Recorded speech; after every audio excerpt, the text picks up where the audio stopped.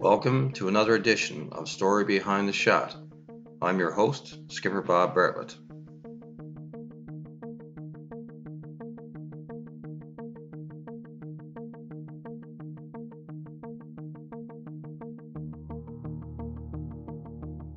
On this episode, the Icebergs of Trinity Bay, 2016.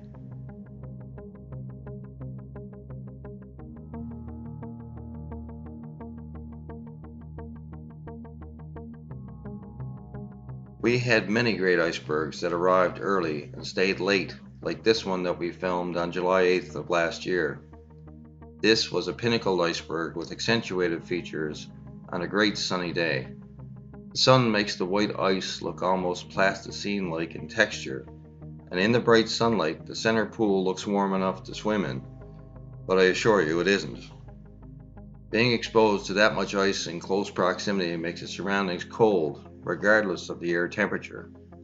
Guests appreciate the use of our immersion suits.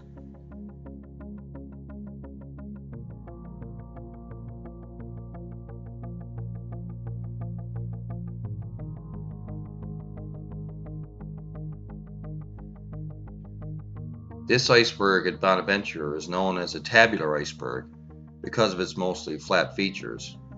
What makes this berg interesting is the fact that when it broke off the glacier at its point of origin in Greenland, it had tall pinnacles. It was top heavy, and as it broke off, it rolled over so the peaks were in the ocean. You can see the dirt on the exposed portion of the iceberg above the water. The previous iceberg was white with no dirt to be seen anywhere on its surface. The glacier flows along the land as the weight of the snow and ice presses it out like dough under the kneading of the baker's hands. It scrapes dirt and breaks off pieces of rock as it makes its way to the ocean's edge. Once its weight is no longer supported by the land, it breaks off to become an iceberg and makes its way south on the Labrador Current. It careens its way to Newfoundland where they become part of our tour.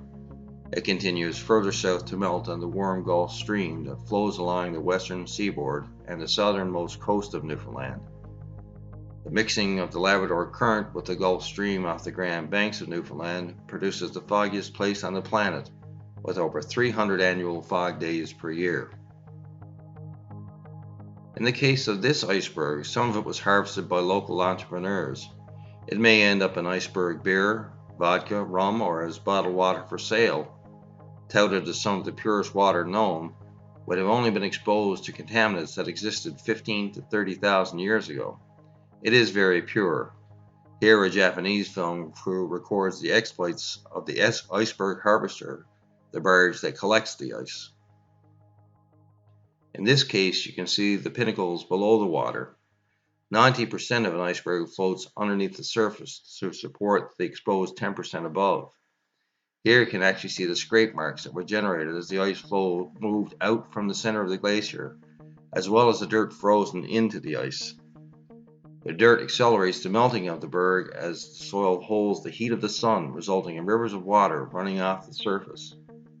Part of the charm of this iceberg was that it was shaped something like the outline of Newfoundland.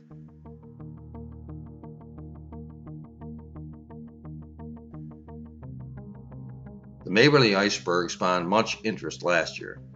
After it was filmed, several news agencies expressed interest in the drone footage we shot. Trapped in a deep water channel off Mly, Trinity Bay, this iceberg remained in place for almost 5 months.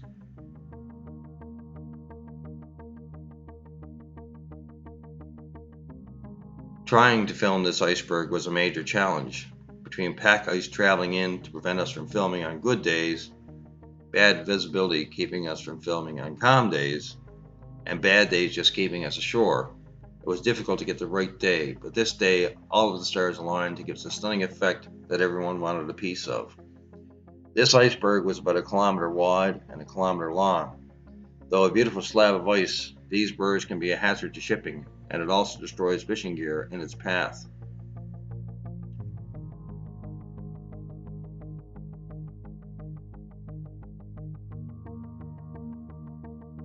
For all its beauty, ABC7 News featured this video as well as CBC French Canada. In its expose about economic recovery in Newfoundland, it was also the subject of a photo shoot for Maclean's magazine. It The Weather Channel, AccuWeather, and local television all showed the footage of these icebergs. It is no doubt the two icebergs at Maberly and Elliston were major attractions for almost 5 solid months last season, at a time where there were few or no icebergs anywhere else. An amazing part of these icebergs is that they also seem to attract wildlife to them. This berg had a snowy owl living on it, a common temporary resident to these traveling islands, following seals, which also called it home. A large flock of eider ducks also stayed around the berg during its stay.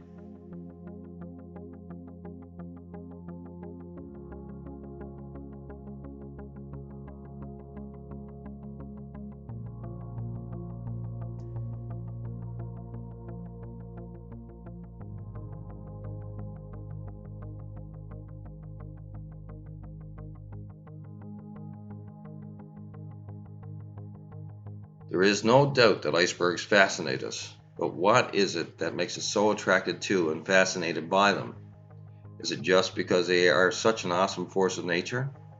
They demand to be yielded to as gigantic statues, constantly shaped by wind, sea, and rain. Or are we reminded that this spectacle of nature caused the greatest marine disaster of all time, the Titanic, 105 years ago? The International Ice Patrol was a result of that marine disaster. It was decided because of this we needed to be constantly vigilant of icebergs when it comes to shipping, a lesson too lately learned. Canada was once covered in a sheet of ice over a mile thick in places. The moving of this ice over the nation was forced out to the edge of the ocean, carrying all manners of soil, debris, and dirt that gave rise to the continental shelves of the eastern seaboard. It also left in its wake a scarred landscape called the Canadian Shield. It had been a force of nature for millennia. Is it any wonder that we're fascinated by the last remnants of this fading era? With the rise of climate change, are we seeing the last of these ice giants traveling south? Certainly we have learned to appreciate the beauty of them. There is no doubt that in close proximity to them they demand our respect. We must keep our distance so we can appreciate them properly. In the videos, you can see the size of our boat in a few of the shots. The Maberly, Elliston, and Bonaventure icebergs were categorized as very large bergs. I would categorize them as beautiful, awe-inspiring sized icebergs. Thanks for watching another edition of Story Behind the Shot. Stand by for our next episode, a bit of the best of everything. I'm Skipper Bob Bartlett. See you next time.